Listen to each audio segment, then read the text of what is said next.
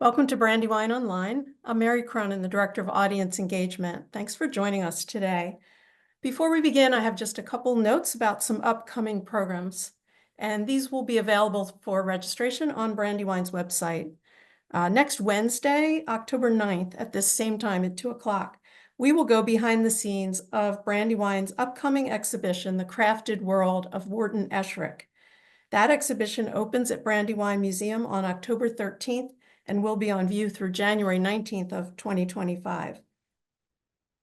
Also, another online program to let you know about for fans of Wyeth and Halloween, on October 28th and 29th, Victoria Wyeth will present her annual program discussing the significance of this holiday for her family, as seen in the art of her grandfather, Andrew Wyeth, and her uncle, Jamie Wyeth. So that'll be on October 28th and 29th. And again, you can register for these on Brandywine's website.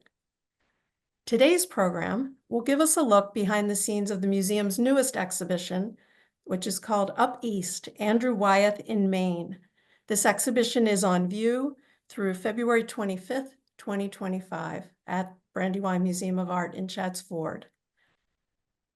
During the program today, you're welcome to submit questions through the Q&A feature. I'll also let you know that we are recording the program, and we'll share the link to the recording sometime later next week after we have edited the captions. And now I will get ready to begin. I'm pleased to welcome our presenter, Dr. William L. Coleman, the Wyeth Foundation Curator and Director of the Andrew and Betsy Wyeth Study Center at Brandywine Museum of Art. And I'll turn it over to you, Will. Great. Thank you, Mary, and thank you all for joining us for a rare midday program. This will be an interesting experiment. Appreciate you all tuning in for a peek behind the scenes of this latest project from the Andrew and Betsy Wyeth Study Center at the Brandywine Museum of Art. Our new office as of 2022 that is shared between locations at the Brandywine and at the Farnsworth Art Museum up in Maine.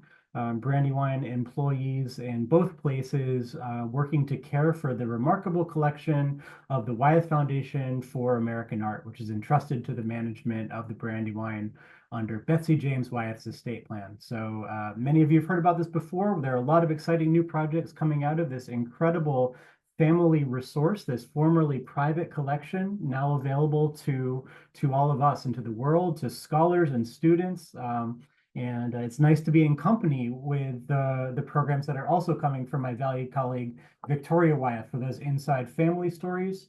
For our side of things, we're trying to do rigorous new research and scholarship and offer new insight into facets of this incredibly well-documented creative legacy. All of which is thanks to Betsy Wyeth's incredible archival and curatorial labors. So we're diving deep into the subject of Maine for Andrew Wyeth. This is thanks to that collection, roughly half of which subjects are Pennsylvania, half of which Maine. This is the first time in this new era on my watch in which we brought down a great group of works from our main office to share them with the audience in Chadds Ford. We Wyeth fans are probably generally aware that Andrew Wyeth's practice was unusually place-based, rooted in a very narrowly circumscribed topography. Just as he was rigorously focused on excavating the layers in the land of a radius about 5 miles around Chadds Ford, Pennsylvania, so was he focused over a creative life, roughly the other half of the year, on a radius of around 5 miles from the village of Port Clyde, Maine. On a personal level, this has been a lifelong journey and a bit of a passion project, great fun to dive into these little coves and corners of a quiet part of the coast of Maine that has made me an art historian, has converted many of us to this incredible story that really speaks to us as no artist can. I've learned some things from going deep on these objects that I did not know. I hope that we can tell you some things about Wyeth's main work that you didn't know already, beyond the Olsen house, that other pole of his practice, like our beloved Kerner Farm home in Chadds Ford. Some less familiar subjects, less familiar people, but a consistent focus on going deep on a narrow set of subjects. So what was Maine to Wyeth? And I like this little hydrographic map I found on the web of the Pine Tree State. This vast, complex ecosystem, many different landscapes in one. But when we talk about Wyeth, we're not talking about Mount Katahdin. We're not talking about the last remaining true wilderness in the eastern seaboard, in my estimation, the North Woods of Maine. But we're talking about this circled area, roughly Muscongus Bay, and especially its St. George River watershed. So I wanted to give you the general orientation in this slide first. You've got Portland down there and Casco Bay. You've got Acadia National Park and all the glitz and glamour of Northeast Harbor and all these fancy places in Penobscot Bay, that great archipelago of Maine. You've got the far, as they say, down east towns like Eastport as you approach the Canadian border. But when we go up east, using the name of a Wyeth family foundation that advocated for sustainable causes in this narrow part of the world, we're really talking about this region. And here I share with you a map that my valued colleague Josh Knapp, head of creative services at the Brandywine, developed for this show. You'll see this in a large vinyl cling right when you enter the exhibition. And I see Mary has kindly shared a link where you can get to this on the web. I hope that this will help as a kind of a key to what you're about to see here. I'll mention many of these places. And if you want to click back, I urge you to use that link and see how all this relates. So general orientation here. We've zoomed in on that small part of the coast before you get to the fashionable waters of Penobscot Bay, after you've passed the urban waters of Casco Bay. And you have this landscape in between. It is a place of hard work, a hard granite coast with tough growing conditions. It does not, frankly, have the high sea cliffs that Acadia does. It doesn't call out to you with conventional picturesque subject matter in the way some other parts of the coast do, that Winslow Homer turf down closer to Portland. This is the St. George River. That is our key axis of Wyeth World. My colleagues at our main office at the Farnsworth there in Rockland have helped me to understand this.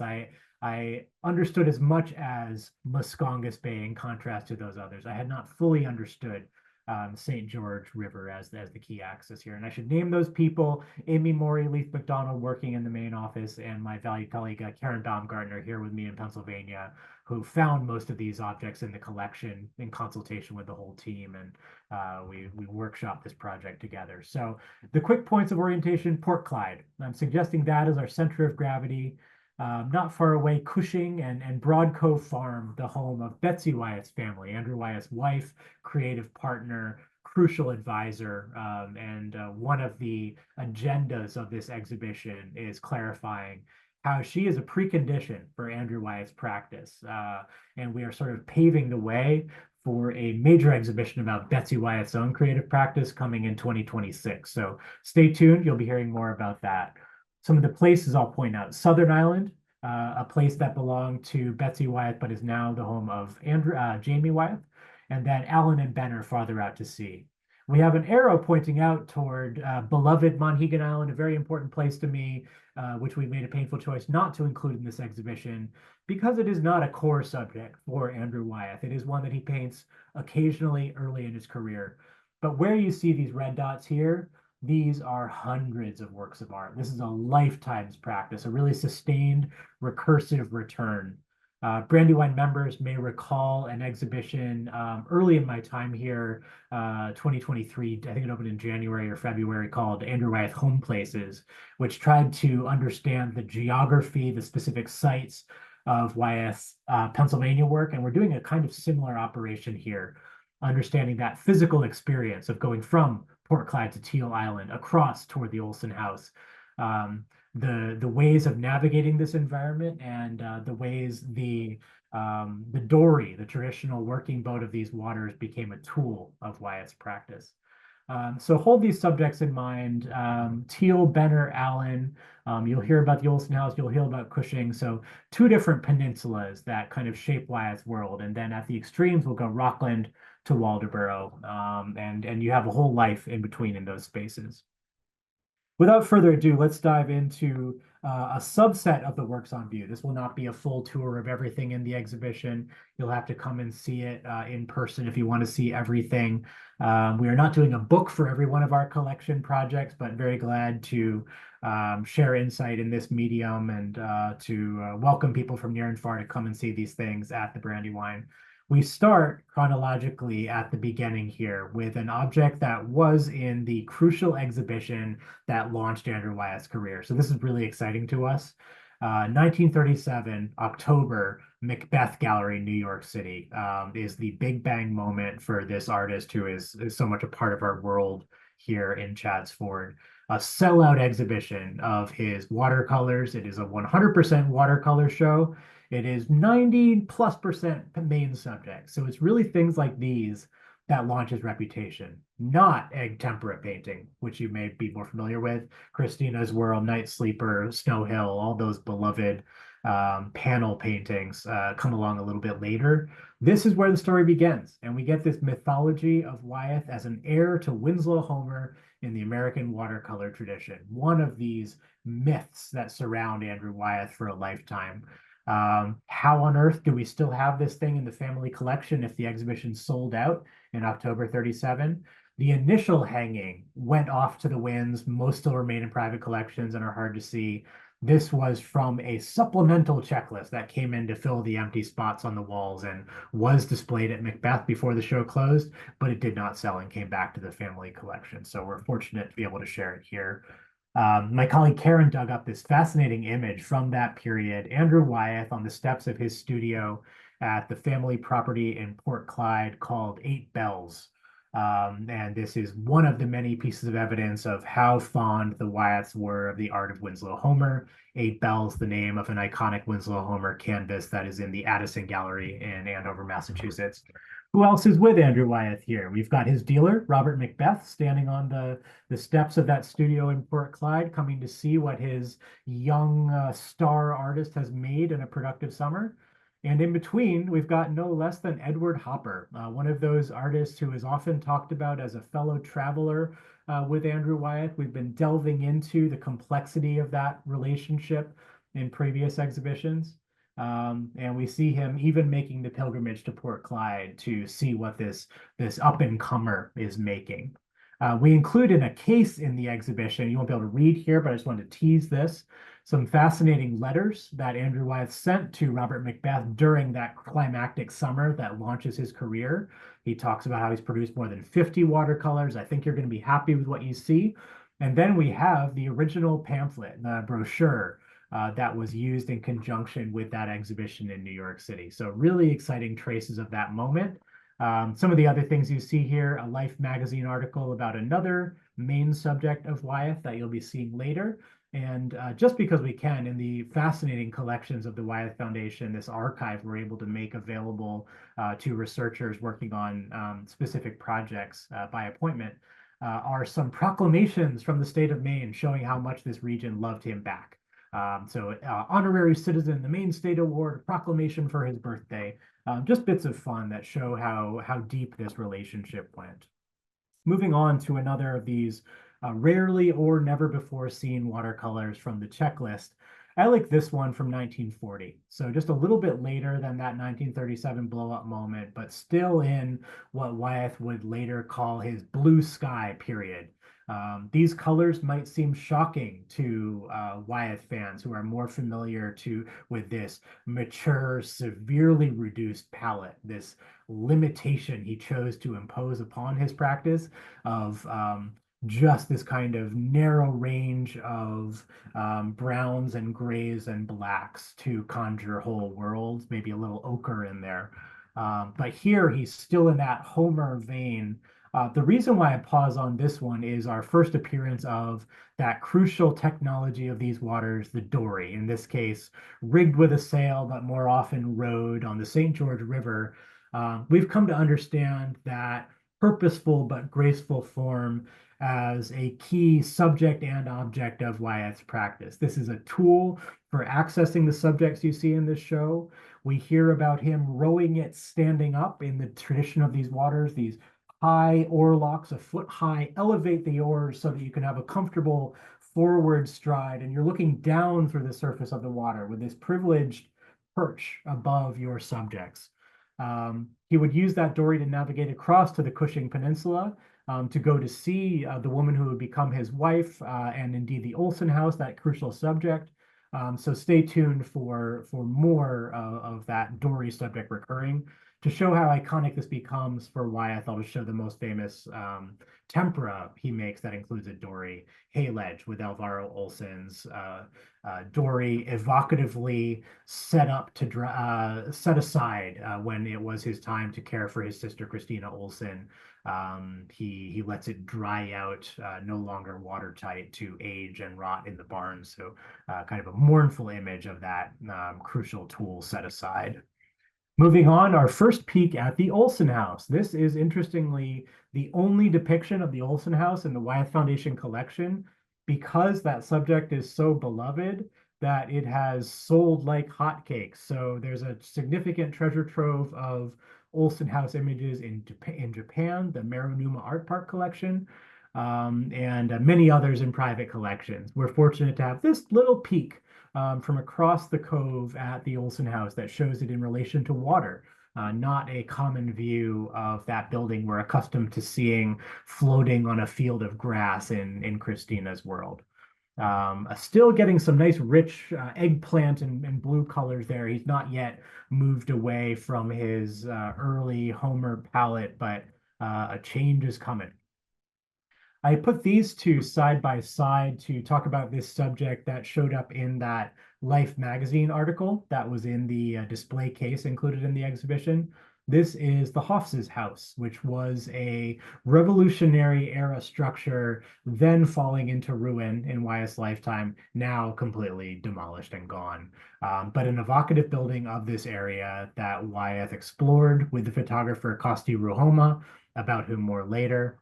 And he comes back with these evocative images of history in the land, revolutionary associations also in the Pine Tree State, not only here on the grounds of the Battle of Brandywine. He is interested in that sense of history in the land, and indeed a history that preceded the arrival of Europeans. There are these fascinating indigenous layers of history, the appearance of Abenaki shell middens in his work, archaeology of the layers in the land, and consciousness of continuing native presence in that landscape, engagement with active native makers, commissions from Wabanaki craftsmen as a part of inhabiting this region. This image inside the Hofs's house is very useful to show that even as early as 1948, just a decade after the so-called Big Bang moment at Macbeth Gallery, that Wyeth has gotten a kind of international reputation. No less a figure than Winston Churchill is coming to the United States to give a lecture on the state of the post-war world at MIT that will be nationally televised. And he is asking the Boston hotel where he will be staying to bring an Andrew Wyeth out to display in his hotel room. And this was that Andrew Wyeth that was displayed in his hotel room, captain's coat. So we're very fortunate to have that in the exhibition. Next up, our first view of a place called Broad Cove Farm. Let me go back there. Broad Cove Farm is the home of the James family, Betsy Wyeth's family. That becomes also the home of Andrew and Betsy Wyeth in Maine later. So the start of another creative chapter there, one that is much less well known, I think, in Pennsylvania, but a really interesting and important one nonetheless. You see some really rich autumnal colors here. So we're getting the sense that this is the end of another Maine summer, getting to be time to return south to Pennsylvania.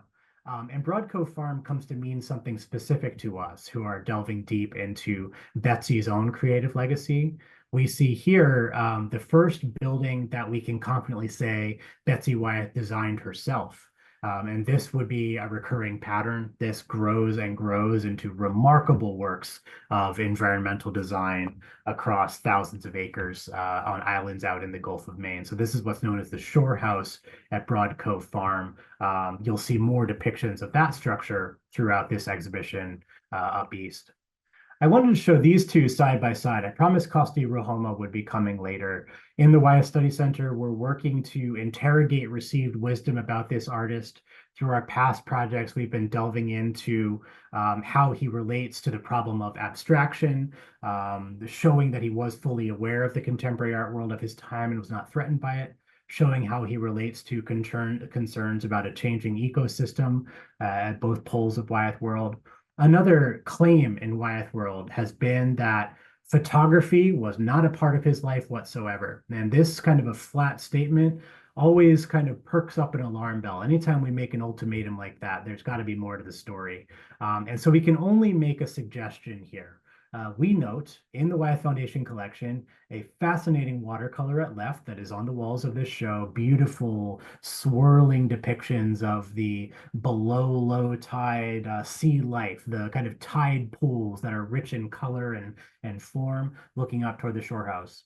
And we note precisely the same composition in a Costi Roma photograph made a couple of years earlier. Okay, so we are back at this one. I'm suggesting a connection between the work of this photographer and that of Andrew Wyeth.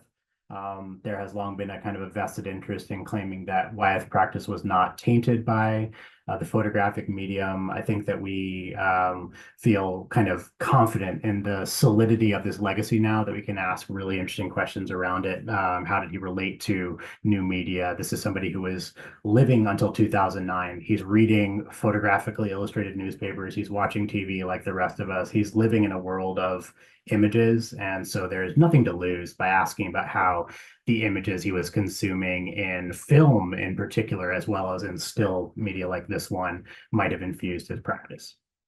I move on to one more Broad Cove Farm image here. This one has become a quiet star of the show in person in my mind.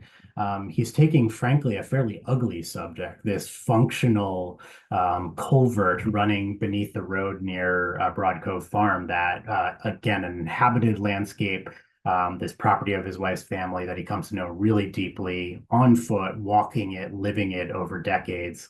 And he hones in on this kind of forgotten part of that landscape. Not beautiful seaside scenery, but a kind of a formal geometry that calls to his brush, this wall of inky blackness in the trees beyond, and that bent, useful shape of the culvert itself. So love that one. You'll have to come and see it for yourself. Another category of images within this exhibition are these kind of inland wooded interior ones along the creeks and rivers of inland Maine, the Goose River near the Hoffs's house, Martinsville, a little bit in from Port Clyde at another extreme. And you get these beautiful frame filling, inky, dark, abstract compositions where you can make out boulders and pools and water, but you get a sense of him thinking formally about the structure of a place. I wanted to show the Pennsylvanians as a kind of a behind the scenes perspective, as promised, an object that we really wanted to include in this exhibition, but we couldn't because of its fragility. And I think that even at the scale of your PowerPoint here, you might be able to make out something interesting going on right here. And these are what conservators call inclusions. These are little bits of grasses and weeds that have gotten stuck right to the paint surface itself. And we get from that a really fascinating sense of Andrew Wyeth's working methods. Not on a fancy French Impressionist walnut easel, prim and proper, but often working on his lap on the ground with the materials of the land. We have in our collection these bits of foam core, maybe purchased at a Staples, the fine watercolor paper taped right down to it, working quickly on his lap. So this was a really cool memento of that practice, but because of those inclusions, it is really fragile and can't travel from the main office down to us. This one has become one of the icons of the show, a view up at Southern Island toward the Fog Bell Tower, this strange pyramidal structure, and the lighthouse at the tip of Southern Island off Tennant's Harbor. This property has come to be more associated with Jamie Wyeth, who's really made it his own. But this was first a Betsy designed environment, and one of the cases where she really goes all in on shaping buildings, shaping land, and transforming what she found there. This fascinating practice of environmental design that is her own legacy. Here, I urge you to imagine where you have to be standing to get that view. And basically, that is a very precarious spot indeed. Slippery rocks at low tide, trying to capture this uncanny lobster's eye view of these buildings peeking over the cliff's edge before the waves come in and get you. So it is a kind of a sublime tension latent in the making of this image. And here inside the fog bell tower at Southern, that Betsy would shape into, quite literally, believe it or not, a recreation of the stateroom of Lord Nelson's flagship from the Battle of Trafalgar. So an incredible case study of her environmental design practice. Here is one of the figures who is present throughout this exhibition. I've talked about Betsy a fair bit. Here's Walt Anderson. Walt Anderson appears directly in two images in the Up East checklist. He's also, like Betsy, a precondition for most of them. A lifelong friend of Andrew Wyeth who teaches him some of the skills of seamanship and rowing the dory to get out to islands like Teal Island, a subject that recurs in Wyeth world, both for N.C. Wyeth as well as Andrew, and teaches him to sort of eke out a living from this harsh environment. And I think Wyeth is fascinated with the people who live here year round, the people who find a way to coexist in a, at this time, fairly impoverished region. And Walt Anderson is rumored to have been a kind of a rogue who would take lobsters from other people's traps, and maybe we're actually seeing the smoke of a beach lobster bake right there. So there will be more of Walt here. There on Teal Island, one of those near shore islands in Muscongus Bay that Walt taught Andrew Wyeth to navigate, we see a composition that will also recur in Wyeth world. And so that's why I chose this one of multiple Teal's views to highlight for you here. You see the house of Henry Teal across a small pond on that island. And this composition, a New England vernacular structure near a kind of a reflecting pool, would be a composition that Betsy Wyeth recreates in her own design work on Benner Island, much farther out to sea. Allen and Benner, the kind of masterpiece of Betsy's own design practice and now part of Colby College. They will be a major case study of our upcoming Betsy exhibition. And you see this perennial chicken or the egg question when Betsy is designing landscapes for Andrew Wyeth to paint. And she does describe that as one of the guiding purposes of her own work. So she's shaping this pond, shaping this island, and this is among the culminations where Andrew Wyeth makes this beautiful misty, murky watercolor for a tempera called Jupiter that is now in the White House Historical Association collection.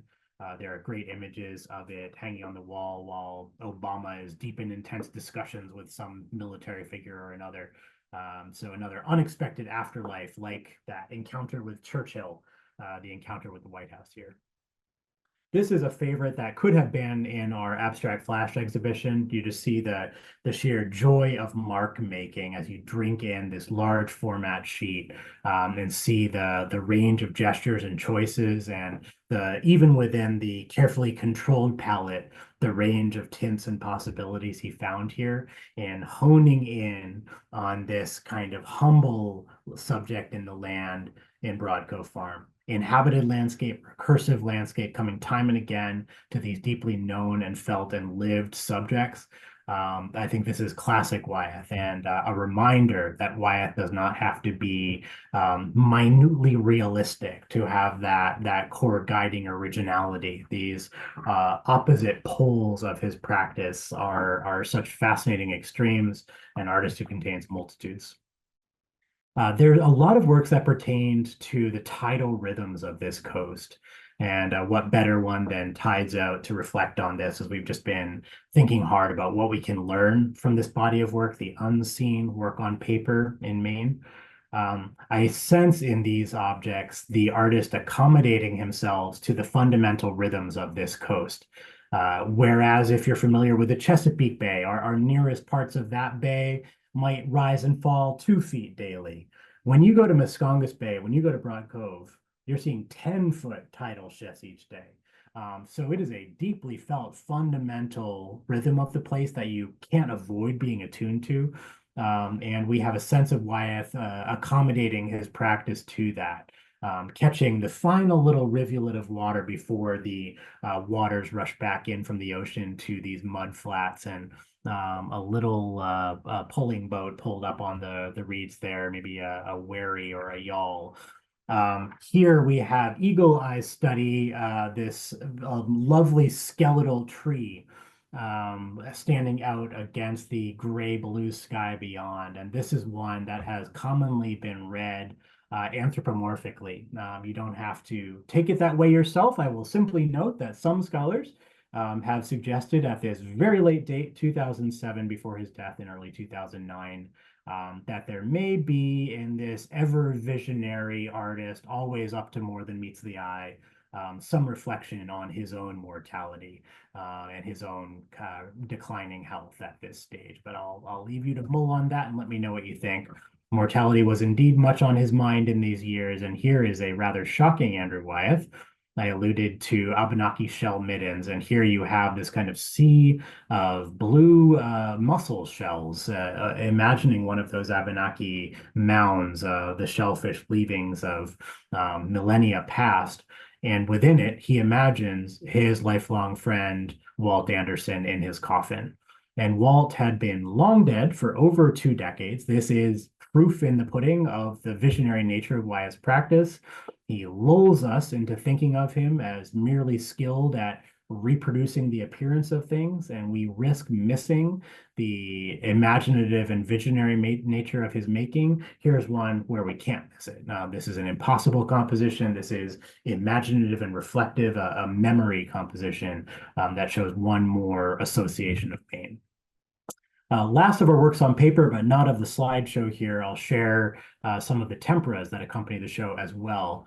We share Goodbye study on paper because the beloved tempera Goodbye is also too fragile to travel at present, unfortunately. The final tempera Wyeth made a valedictory work to his lifelong journey of creative partnership with Betsy James Wyeth.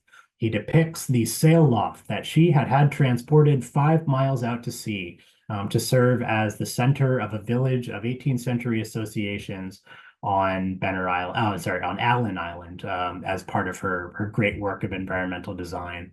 In the final tempera, he would include a friendship sloop, another of the traditional working boats of this region, sailing out of frame to the left. Here in this never before exhibited watercolor, we're so privileged to be able to put on view. We see just the sail loft itself and the small harbor between Allen and Benner Island. So a beautiful, misty work, kind of saying goodbye to Betsy just before his own death through the evidence of her own practice. Yes, one more here, no date. We go even later than the previous work because we have things found in the studio at the time of Andrew Wyeth's death. No date there. So this is one more in a lifelong series of reflections on the gauzy effects of light through curtains in a window. You might think of Wind from the Sea in the National Gallery's collection. An artist who was still at the height of his powers right to the very end of his life, probably in late 2008 before his death in 2009. On to temperas, another kind of gauzy effects of light through textile here, drying fishing nets on Allen Island. This is on view now in our gallery as a part of the Wyeth Foundation collection, an incredible privilege to be able to bring masterpieces like this one out from that Wyeth Foundation collection entrusted to our management that suits our needs. And so you can come and see it now at the Brandywine, one of the most iconic Andrew Wyeth's ever made, a mysterious and indeed mournful work that was in part inspired by a recent drowning in the Gulf of Maine nearby, but it also encourages reflection on Betsy Wyeth's own legacy of supporting sustainable aquaculture, helping to found the Island Institute, allowing working watermen to use Allen Island as a staging ground for their gear, so they didn't have to go all the way back into the mainland. And that tradition continues today under Colby College's stewardship. Maidenhair here is also brought down from the main part of the Wyeth Foundation collection in conjunction with this show. We've mostly focused on landscape, but this one is so evocative and beloved, we wanted to put it on view. Here you do not see the frame that is really remarkable as well. We think of titles and frames as Betsy's choices, and there's this very mysterious, rustic, kind of Germanic feeling, very chunky vernacular frame around Maiden here depicting the model Elaine Benner with a marital flower crown, the end result of a long process of studies that is reflected in our collection. So we wanted to share that just for fun. And then we also brought out of the Brandywine permanent collection with this incredible treasure trove of aspects of Wyeth legacy, both with the Wyeth Foundation and in the permanent holdings of the Brandywine itself. This depiction of Siri Erickson, one of Wyeth's abiding inspirations and models. Here we can see the powerful frame choices in which Betsy Wyeth has had a frame custom made that mirrors the grooves in the fireplace mantle. That same pattern goes around the frame. So it becomes a complete work of art, the frame integral to the panel within it. We have, again, a reflection on the people of the Pine Tree State and the lives lived in this place. And with that, I will end our romp through the subjects in Up East, Andrew Wyeth in Maine. I'd be very happy to take any questions, and apologies again about the tech glitch earlier. I hope that you got most of that. Let us see what questions have come through in the Q&A here.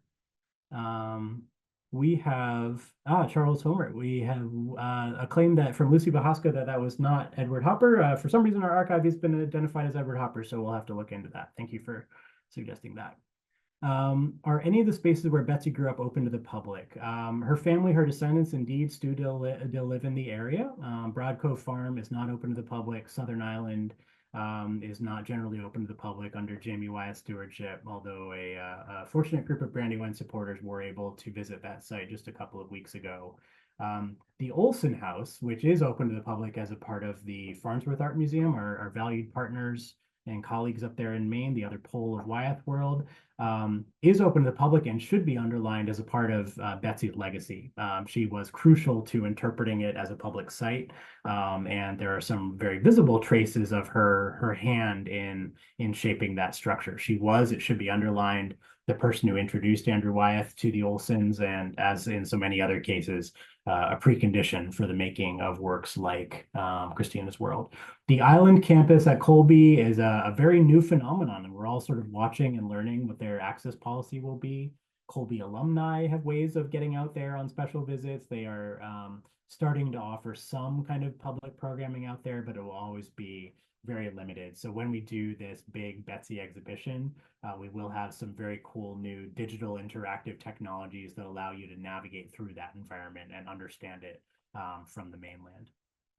What are the typical dimensions of the watercolor paintings? They are quite large, and they really do hold a wall. They're often, let's see, I have a checklist here at hand here, just scanning through quickly, very often 22 by 30. An average dimension is around 20 by 30. So they're really monumental. Yes, the name of that property is Broad Cove Farm. It's commonly referred to as just the farm, still a private site, so please don't go looking for it. I understand the desire for more books and catalogs. It is shockingly expensive and time-consuming to produce a book for every show.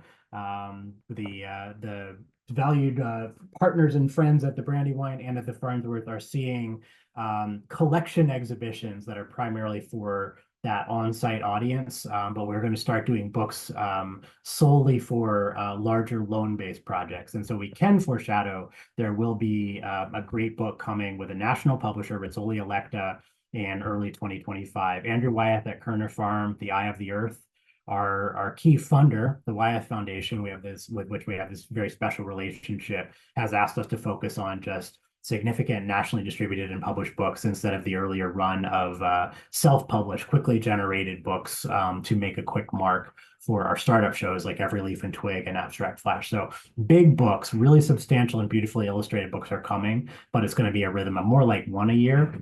We'll keep on doing programs, and we might discuss doing also pamphlets or other physical takeaways in the future. Did Andrew Wyeth spend winters in Maine? Not generally. There are a few encounters with Maine in the winter around the time of Christina Olsen's death. He goes up.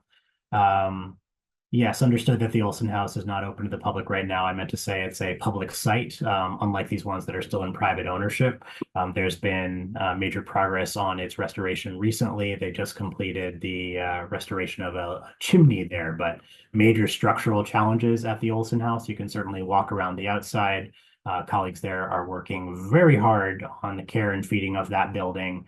And there's a hope of having interior access to the Olsen House again at the time of our Betsy exhibition in 2026, if all goes to plan.